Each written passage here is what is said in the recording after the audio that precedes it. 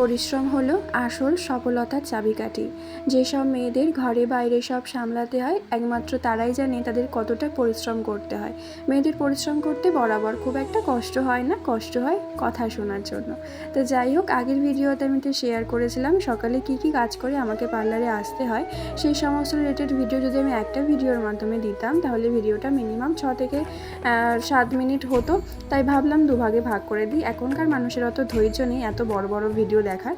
আমি সকাল সকাল কাজ ফাজ সেরে চলে এসেছিলাম পার্লারে, দেখলাম কাস্টমার চলে এসেছে, তাই তাকে আগে ছেড়ে দিলাম, দিয়ে তারপরে আমি আমার ঝাড়ফাট দিয়ে ধূপটুপ দিয়ে আমি আমার সকালের ওষুধ ছিল সেটা খেয়ে নিলাম। মোটামুটি 4 বেলা আমার ওষুধ লেগেই থাকে, শুধু মাঝে মাঝে মনে থাকে না, বরের কাছে মুখ খেতে হয়। ও এসে প্রতিদিন ওষুধ গুনবে, আমি কটা খেয়েছি কবে খাইনি সমস্ত কিছু, প্রচুর কথা শোনায় ওষুধ খাওয়ার জন্য। আর আমি বিশ্বাস করো ভুলে যাই, পারি না ঠিকঠাক মনে করে ওষুধ খেতে, এত কাজের চাপে। তো যাই হোক, তারপরে আমি আমার সমস্ত কাজ সেরে বসছিলাম, তারপর দেখলাম কাস্টমার চলে এসেছে।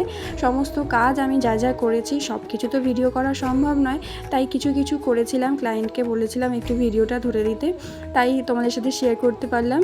সারাদিন কি পরিশ্রম করি না করি সেই সব ভিডিওর মাধ্যমে আমি তোমাদের তুলে ধরলাম। জীবন এরকম ব্যস্ততার মধ্যে জীবনটা কাটিয়ে দিতে চাই, যাতে উল্টোপাল্টা চিন্তা আমার মধ্যে না ঢোকে, মানে মাথার ঘোরাফেরা না করে। কেননা বেশি একটু বড্ড চিন্তা করে ফেলি, ওভার থিঙ্ক করে ফেলি যেই জিনিসগুলো হয়।